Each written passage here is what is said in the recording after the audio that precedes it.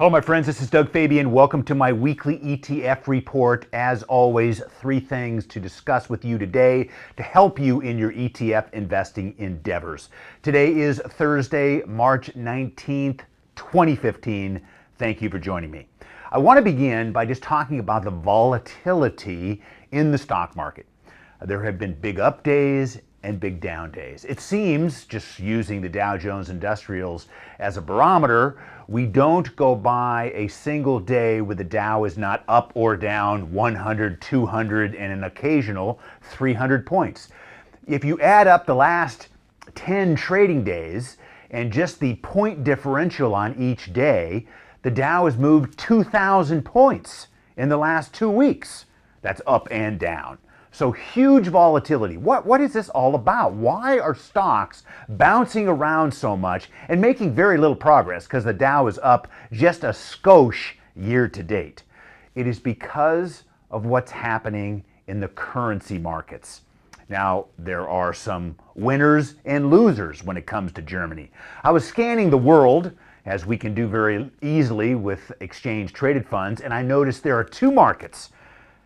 Japan, the Nikkei, is their Dow Jones Industrial Average, and in Germany, the DAX is their big major market index. Both of those global market indices are at new highs. In the US market, near its high, but not at new highs, not trending higher as Germany and Japan are so far this year. So now, this brings me to point number 2, and I want to show you a couple of exhibits. The first is a chart of the ETF UUP.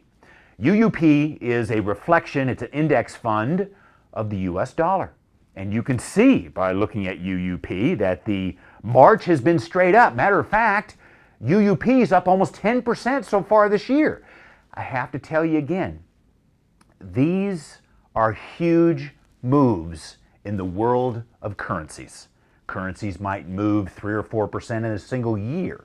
For the US dollar to be up 10% year to date is huge, after being up 17% last year. So there are unintended consequences when you have these big moves in currencies. Going back to Germany and Japan, most people know that those are export economies with their biggest markets being the United States. So this is why the Japanese Nikkei is soaring and the German DAX is soaring, because they're selling a lot of stuff to the United States because their stuff is cheaper because of our high dollar and their lower currencies. So great for Germany, great for Japan, maybe not so great for the US. The consternation, the worry in the United States is that these high values of the dollar are going to affect the earnings of companies in the first and second quarter this year. So we're going to get more about that in the next few weeks as the first quarter comes to an end and we go into earnings season. So with that backdrop, I just wanted to kind of explain what was happening in the world of the financial markets so far this year. But let me show you one more chart. And this is a chart of EEM. You've seen this ETF before. This is the emerging market ETF. It includes China and India and South Korea and many of the other countries like Brazil. You can see, looking at this chart, it's kind of ugly. EEM is in a downtrend. Now, why is it that the emerging markets are struggling so much when Germany's doing good and Japan is doing good? It is because they have much of their debt priced in US dollars. And therefore they have to pay their debts back in US dollars. But if their currencies are going down and the US dollar is going back up, it's almost like somebody increased their mortgage. All of a sudden they got to pay back more money than they borrowed. So the emerging markets are really the loser in this currency war that is raging around the world. So with that backdrop out of the way, let's talk a little bit about some ETF education. One of my favorite subjects. And I want to talk about ETFs versus index funds. There's a lot of similarities, very few differences. First of all, if you look at the average index fund, they're actually cheaper than the average ETF. And One of the reasons why is because there's so many more exchange traded funds and so many more higher cost exchange traded funds than there are index funds. So when you're looking at, should I use ETFs or should I use index funds? Well, it kind of depends. Let's take a look at your 401k.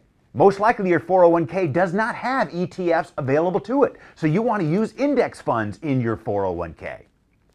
But I continue to advocate to all investors that they can get low cost, they can get transparency, they can get much better choice in the world of exchange traded funds than they can in index funds. As a matter of fact, there's very little new product development going on in index funds. Everybody's got the plain vanilla basic index funds already out there. But the world of exchange traded funds keeps getting better and better and better with new products coming out all the time. So nothing wrong with index funds, but I consider ETFs to be much better choices for your money outside of your 401k. Lastly, I want to remind you, ETF education is what I'm all about. ETFU is the website to get that ETF education. And you all know I'm doing a weekly podcast, ETF Success with Doug Fabian. But guess what? I just expanded that podcast to a 1-hour program so it fits on terrestrial radio. Now you can watch it, of course, or listen to it each week. It's only 44 minutes commercial free. But I invite you to become a member of ETF University.